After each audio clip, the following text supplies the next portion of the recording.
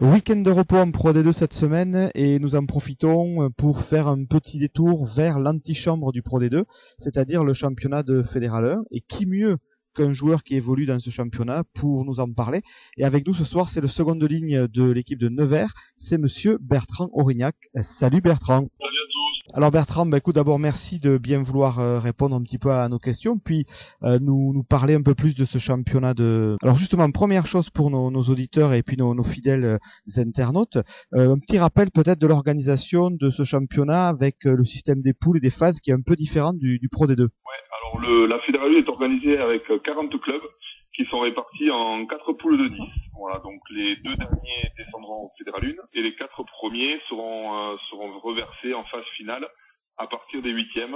Et il faudra aller jusqu'en finale pour pouvoir accéder à la Pro D2. À noter que les 8e, quart et demi-finales se jouent sur match aller-retour. Donc voilà, le but du jeu, c'est de finir le mieux classé possible, puisque les équipes sont classées à la fin des phases de poule au niveau national. Voilà, donc les 4 premiers de poule sont classés de 1 à 4 et sont toujours l'équipe la mieux classée qui reçoit au match retour. Donc il est capital d'essayer d'accéder à une des 2 premières places nationales pour recevoir le match important de la montée à domicile. Voilà, depuis 10 ans, voilà, j'avais connu la Fédéral 1 à Bourg-en-Bresse. Je crois qu'il y a que justement l'équipe de Bourg-en-Bresse qui a réussi l'exploit d'aller glaner la montée à l'extérieur. C'était à Lille la saison dernière. Alors justement, ce championnat il a un rythme assez différent par rapport au Pro D2. Est-ce que la succession des matchs se fait de la même manière ou est-ce que justement il faut être capable de se préparer dans une durée différente? Alors c'est complètement aléatoire, donc là le rythme est entre guillemets assez agréable. Donc on a commencé par 4 matchs avant d'avoir une semaine de repos. Là on finit un bloc de 3, on va à nouveau avoir une coupure de 2 semaines et puis on va faire 2 matchs et encore 2 matchs jusqu'à Noël.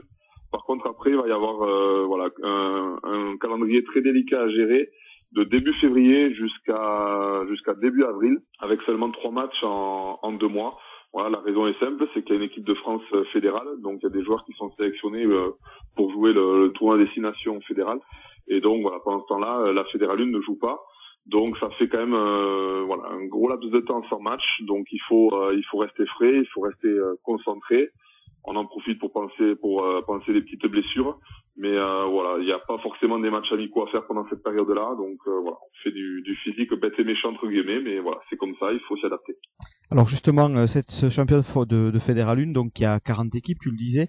Selon toi, les grosses cylindrées de la Fédérale cette saison, en Fédéral 1, quelles sont-elles? Alors en poule 1, j'ai parlé bien évidemment de Luçon, de Nevers, voilà, qui a un gros projet, un gros budget pour monter. Et voilà, donc actuellement on est à 6 victoires en 6 matchs.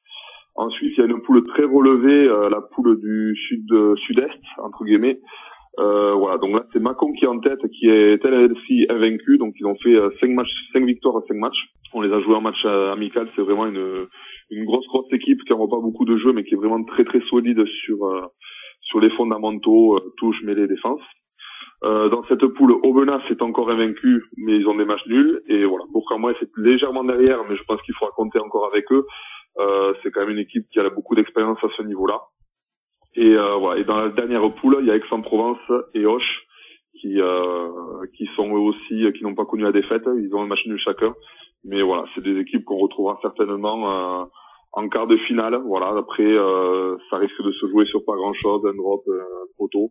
Donc voilà, c'est encore difficile de savoir quelles seront les 4 équipes du dernier carré. Mais sur les 5-6 que je viens de vous citer, je pense qu'on les retrouvera toutes en quart de finale. Alors justement, toi, tu es un ancien du Pro D2, parce que tu as très très bien connu ce niveau-là, et à l'intersaison, tu es arrivé de Narbonne vers justement Luçon, donc vers Nevers. Comment s'est passée ton intégration dans ce groupe? Mais très bien. J'ai eu la chance d'atterrir dans un club très bien structuré. Si j'ai choisi de rejoindre ce projet, c'est que j'y connaissais déjà du monde, à commencer par le manager Jean Turville qui m'avait entraîné à Bourg-en-Bresse et en junior à Pau. Voilà, donc je savais qu'au niveau sportif, je ne serais pas dépaysé. Et je connaissais également 4 joueurs, voilà, que j'avais côtoyés à La Rochelle, à Bourg-en-Bresse et à Narbonne, avec bien sûr Manaya Salavia. Donc quand on arrive dans un nouveau club, voilà, quand on a 4 ou 5 connaissances, c'est tout de suite plus facile. Voilà, le groupe a été très sympa avec moi de suite. On était 5 ou 6 recrues cette année. On a pu faire un stage d'une semaine à Tignes. Donc voilà, on s'est régalé, on a bien bossé, et puis l'amalgame a plutôt bien pris, donc non, franchement, je suis ravi, ça se passe très bien. Ouais, justement, tu dis que ça a bien pris. Moi, je regarde le bilan d'étape, 6 matchs, 6 victoires, donc c'est plutôt bien. Petit débriefing de l'équipe, force et faiblesse en quelques mots, si tu devais nous donner ça pour Luçon. Pour Luçon, je pense qu'on essaye, on se projette sur la Pro D2. Alors c'est peut-être une mauvaise chose parce qu'on n'y est pas encore et on sait que ça va être très difficile d'y arriver. Mais voilà, Luçon n'a pas l'intention de faire la navette entre guillemets. Son intention de monter, c'est surtout pour pouvoir s'y maintenir. Donc on a commencé un petit peu à s'y préparer et on produit pas mal de volume de jeu à l'instar de ce qui se fait en Pro D2. Ça fonctionne plutôt pas mal. Voilà, donc ça, je pense que c'est la grosse qualité de l'équipe. L'équipe est quand même homogène, complète. Il y a un groupe de 35 joueurs. Donc les postes sont doublés voire triplés, donc voilà, c'est très confortable. Après, les points qui nous restent à travailler par rapport à ce début de saison, c'est la gestion des matchs. Il est assez fréquent qu'on ait 20 voire 25 points d'avance à une demi-heure de la fin, et puis qu'on s'endorme et qu'on se fasse rattraper. Voilà, ce week-end, pour parler d'un match récent contre Limoges, on mène 26-6 à la 50e. Et finalement, je crois qu'on gagne 26-20, je crois, dans le bonus défensif. Donc on a un petit peu tremblé sur la fin, et voilà. Donc des fois, on n'est pas loin d'aller chercher le bonus défensif, offensif, voire même on l'a en poche, et on s'écroule et on finit les matchs avec quelques sueurs froides. Donc il faut faire des progrès à ce niveau-là. Alors justement, tu parles du Pro D2, vous vous projetez dans ce Pro D2, c'est plutôt pertinent de la part d'un groupe qui a des ambitions. Ce championnat, j'imagine que tu continues à t'y intéresser de Pro D2, même si maintenant tu évolues en Fédéral 1, et on se rend compte chaque week-end en Pro D2 que le niveau s'est vraiment élevé, que l'homogénéité est de plus en plus une réalité. Donc quel regard toi tu portes justement sur ce Pro D2? C'est vrai que cette année, il y a très peu d'écart de points entre les équipes qui postulent pour la deuxième, troisième place et les équipes qui bataillent pour le maintien. Donc voilà, il y a du suspense à tous les étages. C'est très positif. Maintenant, il y a pas eu beaucoup de journées, donc une dizaine. Donc c'est encore tôt pour en tirer exactement les conclusions.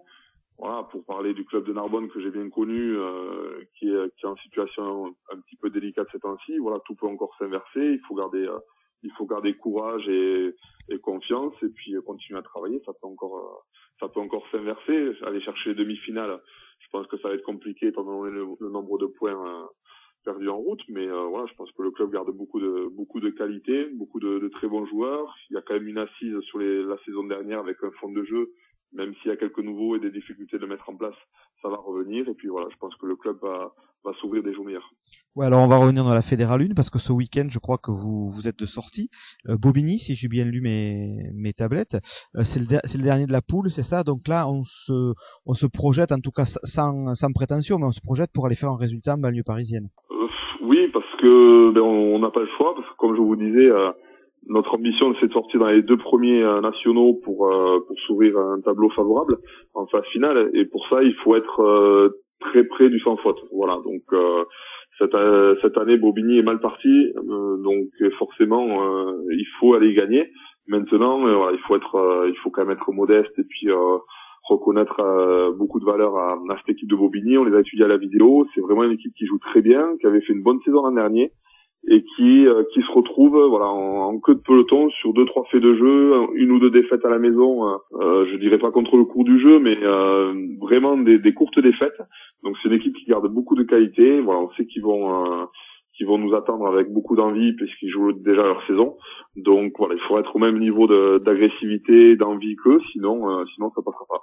Écoute Bertrand, nous on va te remercier pour ta disponibilité et puis peut-être prendre rendez-vous pour, je sais pas, dans quelques semaines faire de nouveau un petit point, parce que c'est pour les spectateurs de Pro D2, c'est toujours intéressant d'avoir aussi des infos de l'échelon en dessous, et puis qui sait, peut-être l'an prochain de nouveau te retrouver avec cette fois-ci avec Nevers sur ce championnat de Pro D2 qui est un championnat passionnant. Ouais, passionnant, mais écoutez, j'espère de tout mon cœur, et puis en tout cas merci à vous de m'avoir sollicité.